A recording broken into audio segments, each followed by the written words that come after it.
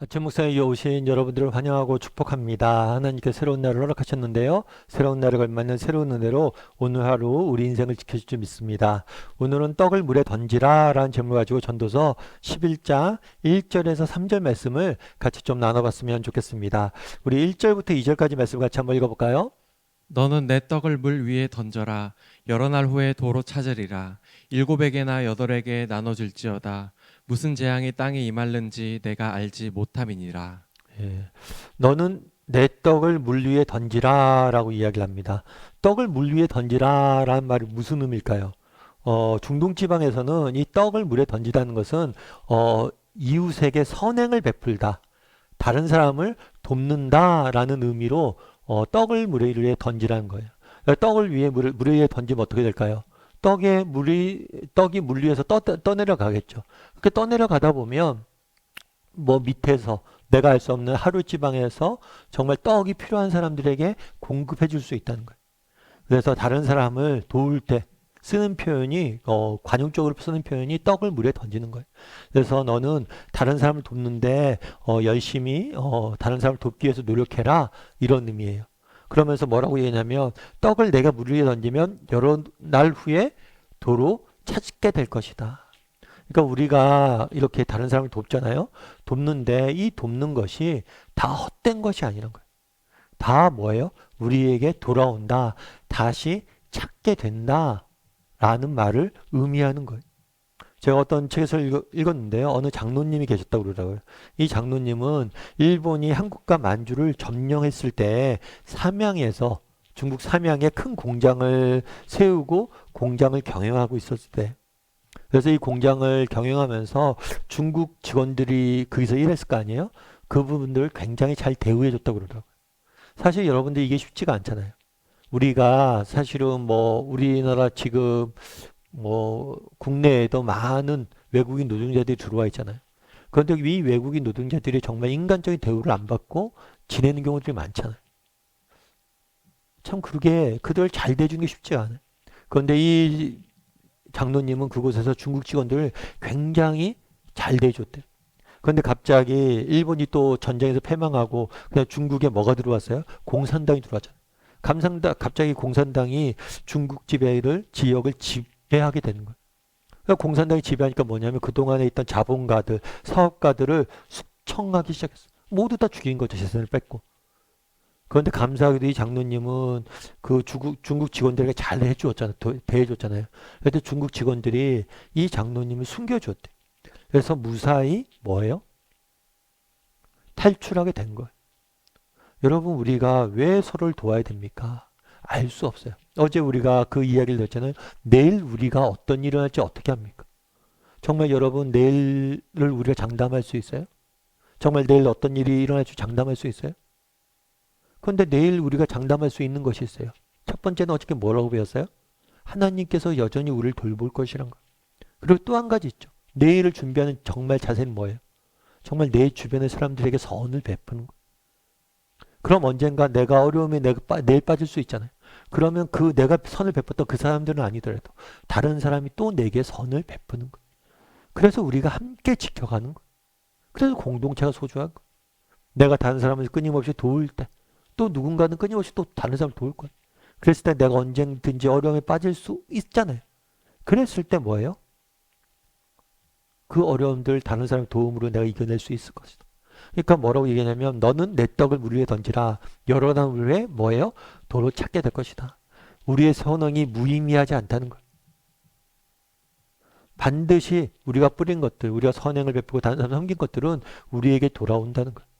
특별히 우리는 세상 사람들과 다르잖아요. 잠언 19장 19절에는 이렇게 되어 있어요. 같이 한번 읽어볼까요? 가난한 자를 불쌍히 여기는 것은 여호와께 구워 드리는 것이니 그의 선행을 그에게 갚아 주시리라. 예, 뭐라고 되어 있습니까? 가난 자를 불쌍히 여기는 것은 여호와께 뭐예요? 구워주는 것이다. 그래서 늘 말씀드리지만 너의 관계는 없어요. 늘 그 사이에 누가 계세요? 하나님이 계세요. 그래서 이 하나님께서 정말 내가 다른 사람에게 선행을 베풀면 하나님께서 다 갚아주실 것이다. 그 사람은 우리에게 안 갚아줄지 몰라요. 하지만 뭐예요? 하나님은 우리에게 다 갚아주실 것이다. 이 사실을 너희가 기억하라는 거. 기억하고 정말 선을 행하라고 말하는 거. 그런 면에서 우리가 정말 선을 행할 수 있어야 되는 거죠. 여러분들은 어떠세요? 정말 우리가 이렇게 정말 하나님께서 다 갚아줄 것이다 이런 믿음이 있으세요? 이런 믿음을 가지고 우리가 이웃에게 선을 베풀고 정말 한 사람 한 사람을 대해줘야 돼. 왜요? 우리 하나님 믿는 사람이잖아. 하나님이 다 갚아줄 거라고 아는 사람이잖아. 광주에 보면 대인시장이라는 데가 있어요. 이 대인시장에는 해 뜨는 식당이라는 식당이 있어요. 이 식당은 김선자 권사님이 하시는 식당인데 1,000원 백반집으로 유명해요. 밥값이 1,000원이에요, 1,000원. 사실 1,000원이면 원가에도 못 미치잖아요. 그러니까 장사가 잘 될수록 적자가 나는 거예요. 그럼 왜 이 권사님은 이런 장사를 할까요? 식당을 할까요? 그 권사님이 이제 그런 얘기를 하더라고요. 어떻게 시작했냐니까 살면서 제일 속상할 때가 언제냐면 자녀들 굶주린 거라. 자녀들을 굶기는 게 제일 속상했대요. 너무 가난하다 보니까 자기가 자녀 굶길 때가 있었는데 그때가 돈 없어서 자녀들 밥 못 먹을 때가 제일 속상했대요. 근데 자기 주변에 보니까 그런 사람들이 있다는 거예요.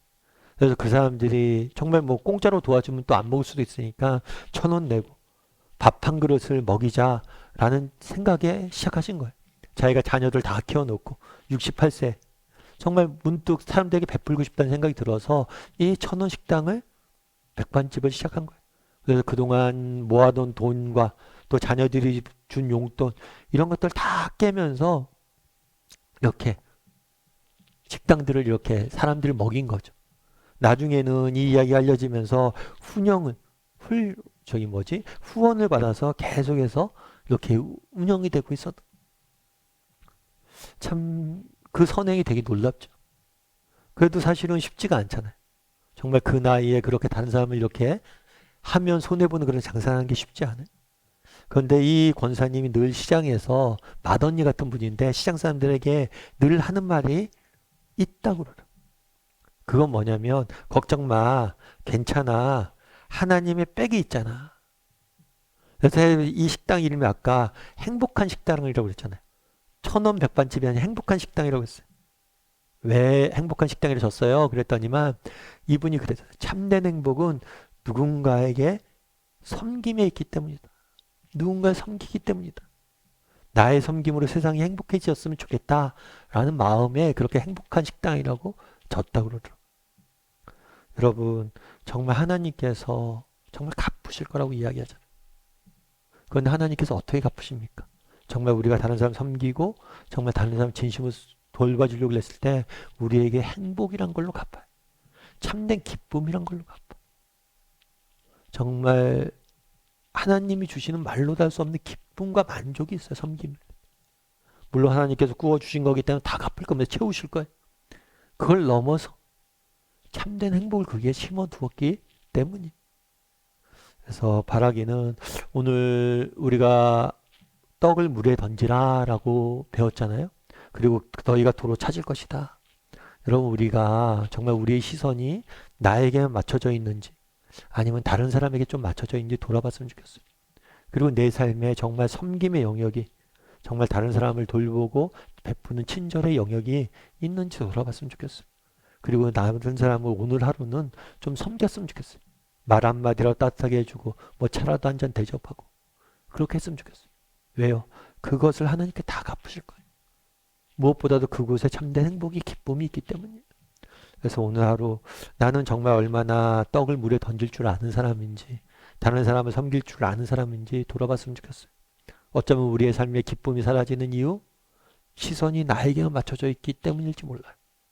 다른 사람을 섬길 줄 아는 사람이 되게 해달라고 이 시간에 되고 또 친절을 베풀던 하루가 되었으면 좋겠습니다.